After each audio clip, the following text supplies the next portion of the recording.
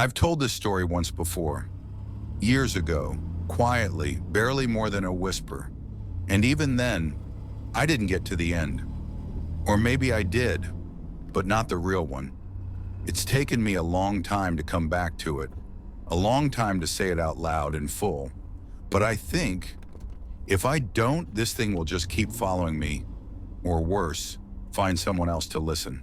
So if you're hearing this, and you're in your truck, or on some long stretch of road, with nothing but the white lines and the hum of your tires, then I need you to do one thing. Just listen. Really listen. Because this started with a fire and a voice in the dark and the kind of silence that doesn't feel empty, but full, like something's holding its breath, watching. We went into those woods as three, me, my brother Daniel, and our friend Lena. We were close, not always talking, not always smiling, but the kind of close you get after years of shared crap. Hospital visits, breakups, birthdays no one showed up for. Daniel always said the woods made him feel clean. No noise, no screens, no one expecting anything, he used to say. Just trees, fire, stars. Lena liked that too. Me, I wasn't so sure, but that summer, the summer of the fire, I said yes. Said it without thinking. We packed up the car, filled the cooler, grabbed the tent, and just left. And for a while, it felt right. The music was loud, the windows down, Lena's hair whipping around her face in the wind, Daniel laughing about something he read online. I remember thinking, finally just peace. That was before the detour, before the road signs stopped making sense, before the GPS froze and the signal cut out, before the first night when we all heard the same voice, whispering the same words. But I'm getting ahead of myself. Let me tell you exactly how it happened.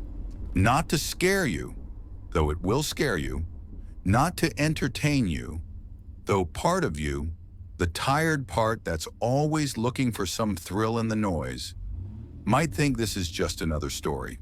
It isn't, because one of us never came back. And the worst part is, I'm still not sure which one of us it was.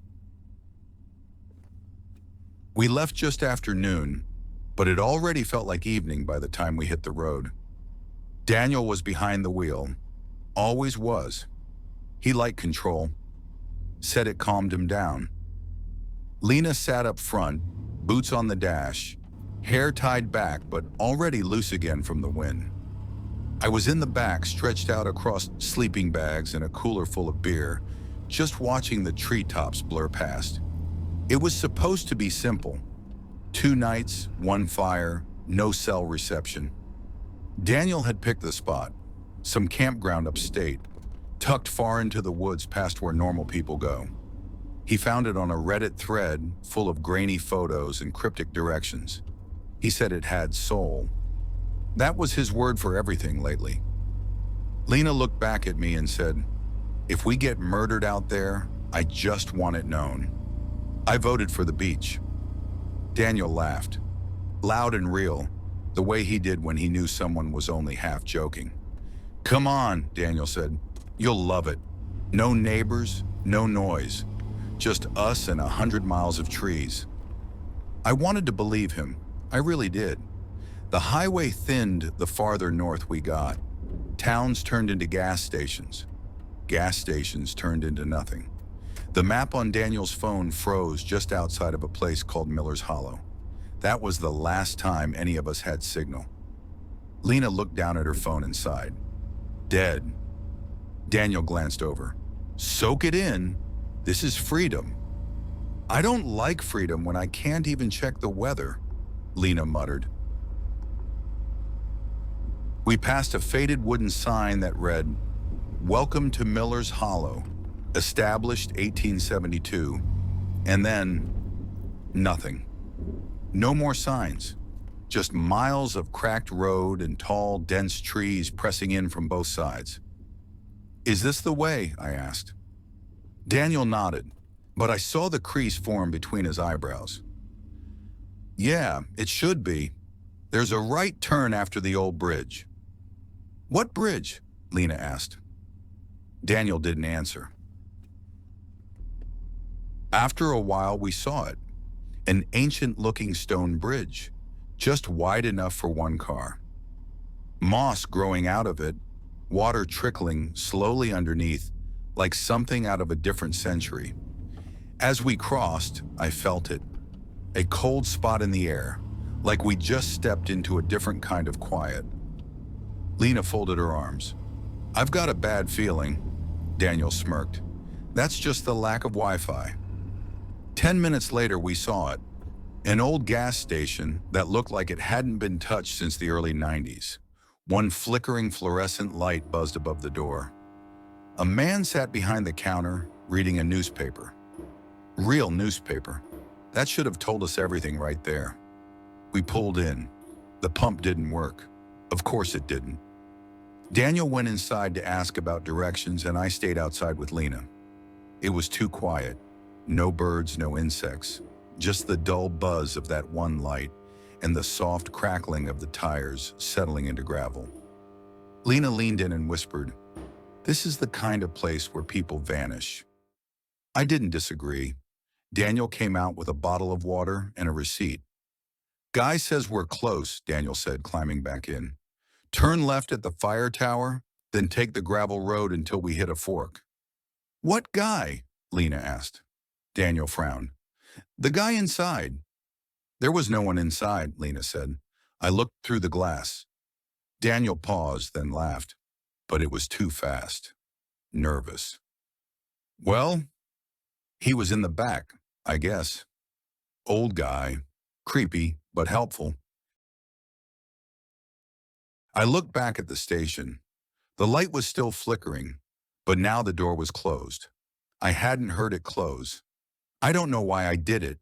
Maybe nerves, maybe instinct. But I turned my head slowly toward the woods behind the station.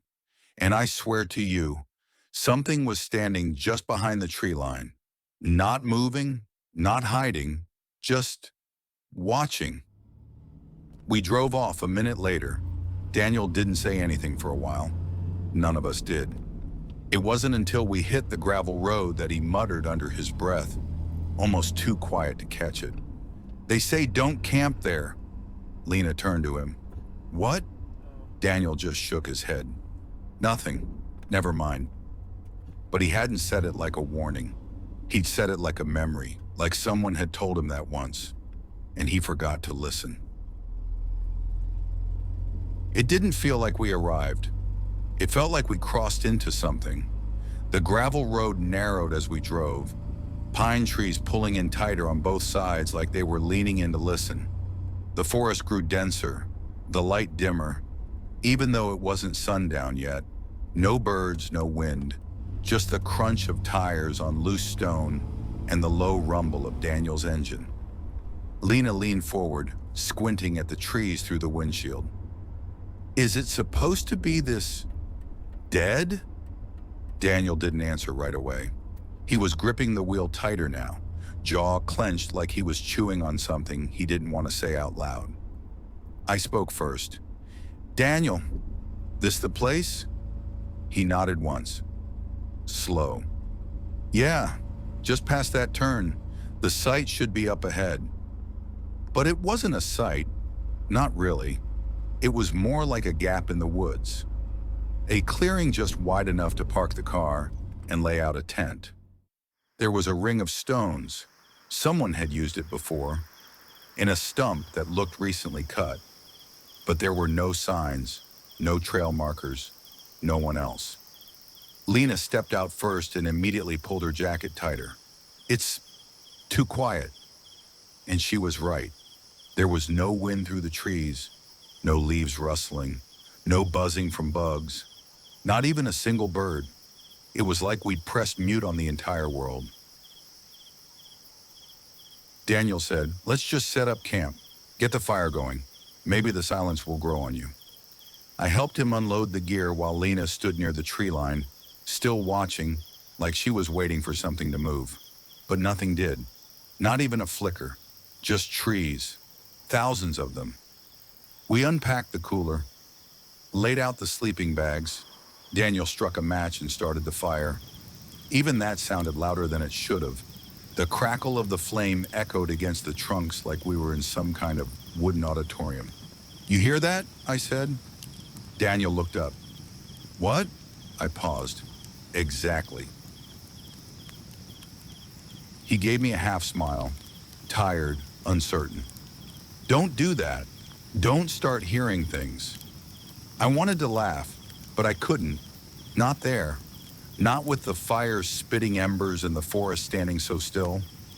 Later, after we ate and sat down around the fire, Lena finally said it. "I think we're being watched." Daniel shook his head. "Come on. I'm serious." Lena turned to me. "Tell me you don't feel it too." And I did. I felt it in my skin, like the woods were holding their breath. Not from fear, but from focus, like they were waiting for us. Daniel grabbed a flashlight and swept it across the trees. Nothing moved, nothing reflected back, just bark and darkness. He muttered, "We're fine." But he said it to the trees, not to us. That night, while I tried to sleep, I swore I heard something behind the tent. Not moving, not walking, just standing. Like the whole forest had one shape, and it was listening. The fire was burning steady by the time the sun dipped out completely. We didn't have chairs, just stumps and rocks, and Lena kept adjusting herself on the one she'd picked, like the ground didn't want her there. Daniel poked at the fire with a branch, not looking at either of us. His face was lit from below, shadows dancing across his jawline and eyes. I knew that look. He was about to tell a story, not one he read, one he carried. "So," Daniel said, dragging the word like he was testing its weight, "you want to hear something?" Lena exhaled, annoyed but curious. "Daniel, it's not made up," Daniel said quickly. "It's not some internet creepypasta. This is real, local." I watched his eyes flick up to the trees just for a second, as if checking that we were still alone, or still only us. "There's a reason people don't come out here anymore," Daniel continued. "Used to be popular. Campers, hikers, people coming up from the city. But something happened. Maybe 20 years back." Lena shook her head, trying to wave him off. "Daniel, don't." But he pressed on. "They were students, 4 of them, same as us. Came out here, same spot, fire, tent, the works. Except the last night, one of them wandered off. Just to pee, they said. He never came back." Daniel paused, letting the fire crackle in his silence. The others looked for him all night. Next morning, the tent was gone. All the gear, the food, the backpacks. But the weird part? He leaned forward. The fire was still burning, full flame. Not ash, not coals, burning. Like someone had just fed it. Lena asked, quieter now. "And the others?" Daniel smiled. "Not the good kind. Never found. One theory says they just walked into the woods and didn't stop. Another says they weren't alone out here. But the one I believe is different." I could hear the trees behind me now. Not moving, but listening. Daniel said, "Some people say this forest remembers who burns in it. If you light a fire here, it sees you. It learns you. Your voice, your face. And sometimes it gives that back. Just not quite right." I wanted to laugh, to roll my eyes, to tell him to shut the hell up.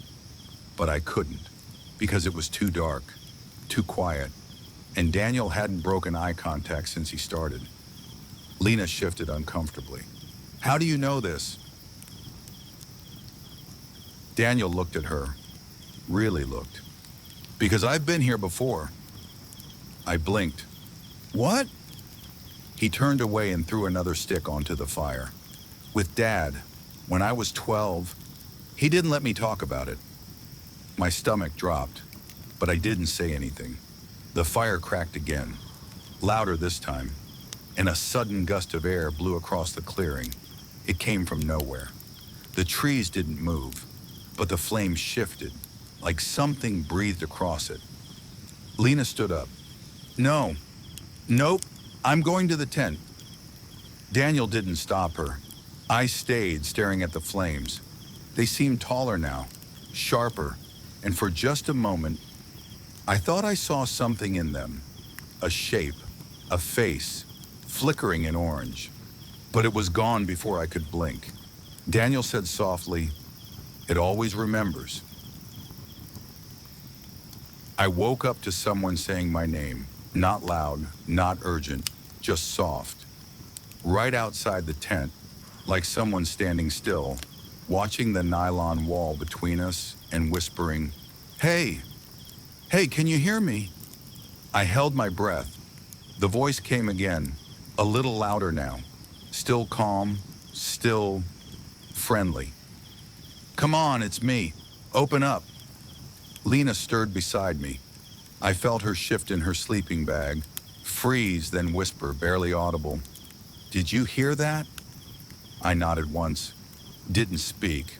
I didn't want the thing outside to know I was awake. Daniel was on the other side of me. I couldn't see his face, but I could feel the tension, the way he was breathing, too shallow, too slow. He was awake too. The voice said again, "It's me. I just need to talk to you for a second. Just unzip the tent." The fire outside had burned down to nothing but coals. I could see the dim, pulsing red of them glowing through the mesh at the top of the tent. But no shadows moved out there. No footsteps, no crunching twigs. Just that voice. Daniel finally moved. He leaned closer to us and whispered, "Stay quiet. Don't move." Lena breathed out. "But it sounds like..." Daniel cut her off. "It's not me. I'm right here." We all froze, because that's what the voice was saying outside, word for word. "It's not me. I'm right here." It echoed his tone exactly. Same rhythm, same breath. Then silence. Nothing. I don't know how long we waited like that. 5 minutes? 20? An hour? None of us moved. None of us slept. Eventually the light returned. Pale, gray-blue, dawn. When we finally stepped outside, the forest looked the same. Still, quiet, normal. Except on the edge of the tree line, just past the fire pit, there was something new. A hoodie, folded neatly on a tree stump. It wasn't ours. Daniel approached it slowly, glanced back at us, then lifted it. Underneath was a small, handwritten note. Not old, not weathered. Fresh ink on clean paper. It said, "You were right not to answer. Not this time." That was the first time I realized. The forest doesn't just listen, it talks. Daniel said he was just going to grab more wood. It was early. Maybe 7 a.m., maybe earlier. The sun hadn't fully risen, just a hazy line of light behind the trees. He left without a word, just zipped up his jacket, grabbed the small axe, and disappeared between the trunks. 10 minutes, Daniel said over his shoulder. "Don't let the fire die." And then he was gone. Lena and I waited. We didn't talk much. She poked at the fire absently, adding little twigs, avoiding eye contact. I think we were both still shaken from the night before. The voice, the note, the hoodie. 20 minutes passed, then 30. Then, the crunch of boots on leaves. I stood up. Lena looked over, suddenly alert. Daniel stepped out from between the trees holding the axe, but he was too clean. His boots weren't muddy, his jacket wasn't zipped, his face was calm, too calm. No scratch on his cheek, no leaves in his hair. His expression was off, too neutral, too smooth. Found some, Daniel said, holding up a few logs. Not much, but it'll keep the fire alive. Lena didn't move. Her voice was sharp. Where exactly did you go? Daniel answered immediately. Down near the creek. You remember that spot, right? Where we saw the deer bones last time? My stomach tightened, because we'd never seen deer bones. Not here, not anywhere. I stepped forward. Daniel, what happened to your face? He blinked. What do you mean? You had a scratch, I said, from the tent pole, last night. He touched his cheek slowly. No, I didn't. Lena stood up now. Yes, you did. You were bleeding. Daniel laughed. Quick, unnatural. You guys okay? You look like you've seen a ghost. I looked into his eyes and something inside me, some old animal instinct, screamed. They were wrong. The color, the focus. They looked at me, but not like he used to. Not like Daniel. More like someone watching through a mask. Lena whispered, That's not him. Daniel turned to her. Come on, Lena. You're being weird. Say something you said yesterday, she demanded. Anything. Daniel smiled again. Too wide. You'll love it. No neighbors, no noise. Just us and 100 miles of trees. That's what I said, right? Word for word, same tone, same rhythm, and yet the wrong voice, the wrong Daniel. That was the moment I realized this forest doesn't take people, it replaces them. We argued for a long time, probably too long. Long enough for whatever was listening to get bored or get closer. Lena wanted to run. I wanted to test him, Daniel, or the thing wearing his name. But time didn't wait for us. Neither did he. Daniel, the one holding the axe, sat calmly by the fire, feeding it small sticks like nothing was wrong. Like we hadn't questioned whether he was really Daniel at all. He remembers everything, I whispered, but it's too perfect. Word for word, same pauses, same jokes.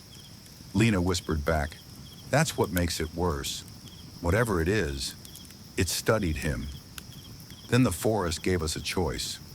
We heard another voice, same tone, same inflection, coming from deeper in the woods. Hey, I'm here. I got turned around. Don't trust the one at camp. Lena turned to me, wide-eyed. Did you hear that? Daniel, Camp Daniel, stood up slowly and said, That's not me. That's it. It's trying to split us up. But the voice in the forest said the same thing, only seconds later. That's not me. That's it. It's trying to split us up. Panic doesn't describe what I felt. It was like reality folded. Two identical voices, two versions of the same person, and we had to choose. Daniel, the one beside the fire, looked us both dead in the eyes and said, You know me. I'm your brother. I protected you when we were kids. I made the fire the first night. I packed the tent. I carried the axe. You know me. And the other voice yelled again, Don't trust him. He's lying. We made the choice. We stayed. We told the forest voice to get lost. We turned our backs on it. Lena picked up a rock, just in case, and we sat back down near the fire with Daniel. He looked at us with soft relief. I knew you'd see reason. But after that, he didn't speak much. That night we sat in silence. The fire popped and cracked, but Daniel barely moved, didn't shift, didn't blink much, didn't eat. He just sat, staring into the flames. At one point, Lena whispered to me, Why hasn't he blinked? And when I looked, I realized she was right. He was watching the fire like it was telling him what to be. Lena was gone by morning. No scream, no footsteps, just gone. Her sleeping bag was empty, slightly unzipped, still warm when I reached for it. Her boots were missing, the flashlight too, but her jacket was folded by the fire pit. Daniel didn't react at first. He just stared at the coals, the same blank face from the night before. He didn't even ask where she went, didn't even look around. I did. I called for her until my voice cracked. I ran into the trees, shouting her name, shouting anything really, just to break the silence. No answer. I turned in circles, marked trees with my knife, tried to make sense of direction, but every tree looked the same. Every turn felt like the last. The sunlight barely touched the forest floor. It was like trying to find someone in a dream you couldn't wake up from. And when I got back, I knew I was losing it. Because I came out of the woods and found the fire burning again, and Daniel sitting right where I left him. But behind him, folded over a tree branch, was Lena's jacket, the same way Dad used to fold his shirts. Tidy, intentional. I demanded answers. Daniel didn't give me any, just said, "Moi, maybe she's part of it now." Part of what? I asked. He looked up, and for the first time, he actually looked afraid. The woods. He said it like a name, like something alive. We packed what little we had left and tried to leave. Just started walking, no road, no GPS, just direction and hope. I marked the trees again, drew arrows in the dirt, counted steps. We walked for hours. But when we finally pushed through a thick wall of brush, I saw the fire again. Same coals, same stump, same marks in the dirt. We hadn't moved, the forest didn't let us. I didn't sleep, not even a little. I sat by the fire while Daniel lay still in the tent behind me, or at least the thing that was Daniel. I didn't trust sleep anymore. I didn't trust the dark, and worst of all, I didn't trust the quiet, because I realized something. It wasn't the forest keeping us here. It wasn't the fire. It wasn't even whatever was out there mimicking voices and faces. It was the story. It wanted to be told, needed to be remembered, and we were its next chapter. Just before dawn, I stood up and walked a few steps out of camp. Not far, just far enough to breathe. That's when I saw it. A photograph, pinned to a tree with a nail. Not old, not weathered, fresh. I pulled it down and stared at it for a long time. It was us. Me, Lena, Daniel, around the fire, just like the night before. Only, there were 4 people in the picture. The 4th figure was behind us, between the trees, barely visible. I stared at its shape. Long arms, bent head, no face, like it had been burned into the background, like it had always been there. I turned around, half expecting to see it standing there now, but no one was there. Then I heard it. My own voice, coming from behind the fire, not echoing, not distorted. Me, telling the story, word for word, describing the fire, the photo, the figure. I stepped back, my chest seized, my mind spun. Daniel stepped out of the tent, rubbing his eyes. But I didn't move, didn't speak. Because now I wasn't sure which one of us was real. And worse, maybe that didn't matter anymore. Maybe the story had already chosen who got to be remembered and who got left behind in the dark. I think the fire's been talking to me, not with words, not out loud, more like rhythm, repetition, the way it snaps in the same places, the way the coals glow like a heartbeat. I sit by it now and it feels like it's telling me something, not in sentences, but in pressure, memory, familiarity, like I've been here before, like I never left. Daniel doesn't talk anymore. He just sits across from me. Same position, same clothes, same face. Still, too still. I started asking questions to see what he'd do.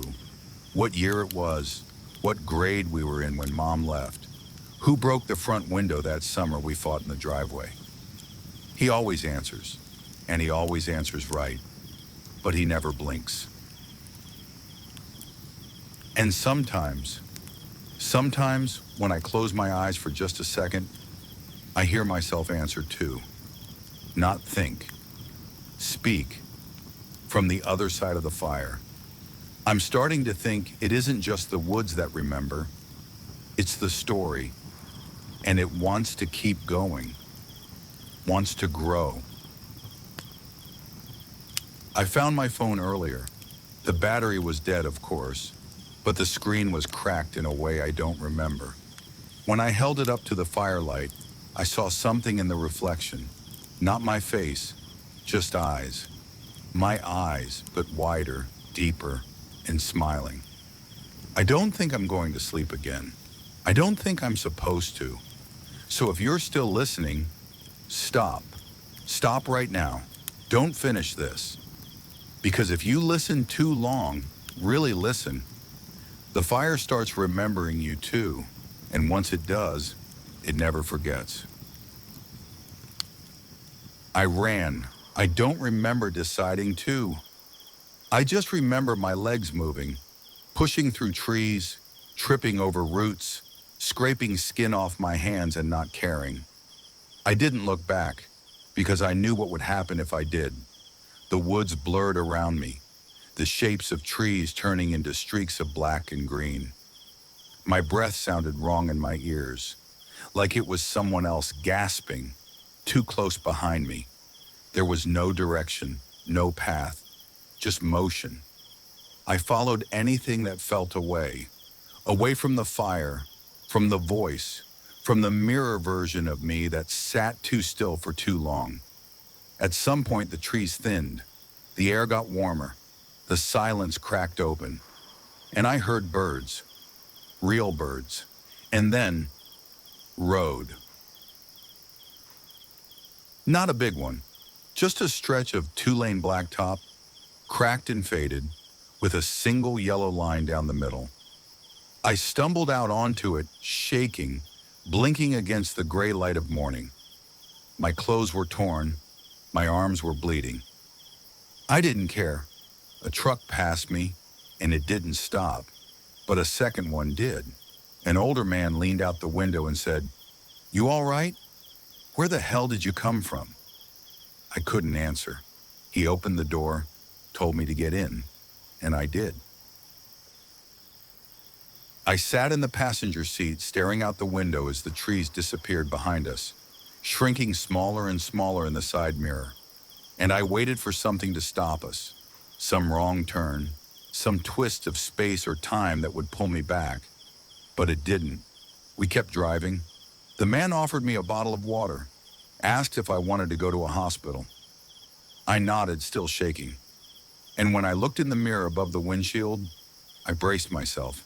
But all I saw was me, tired, pale, real. I made it out, I think. But sometimes late at night, when I'm alone, I still hear the crackle of a fire. And when I close my eyes, I see myself, sitting across from me, waiting. They asked me what happened. The nurses, the police, even a guy from some Forest Service department said they found my footprints circling the same 2 square miles over and over for almost 2 days. But I know I walked farther than that. They checked me for injuries, dehydration, hallucinations. I nodded at all the right times, said the right things, kept the rest to myself. I didn't tell them about the fire that spoke without sound, or the voice that used my name before I did, or the face that smiled at me from my own reflection. They wouldn't believe it, and honestly, I'm not sure I do either. Not fully. That's how the story works. It wears you down until you forget which version of yourself is real. They gave me a blanket and warm food, took a statement I barely remember giving, said I was lucky. That's the word everyone keeps using. Lucky. But I don't feel lucky. I feel watched. The other night, back at home, I made the mistake of lighting a small fire in the backyard, just to feel normal again, just to pretend. And for a while, it worked, until it didn't. The flames started dancing, too high, too sharp. The coals cracked the same way they had in the woods. And for a second, just a second, I saw 3 silhouettes reflected in the sliding glass door behind me. Me, Lena, and Daniel, all sitting around a fire that was no longer burning. And I realized, the fire never lies. It only shows what wants to be remembered.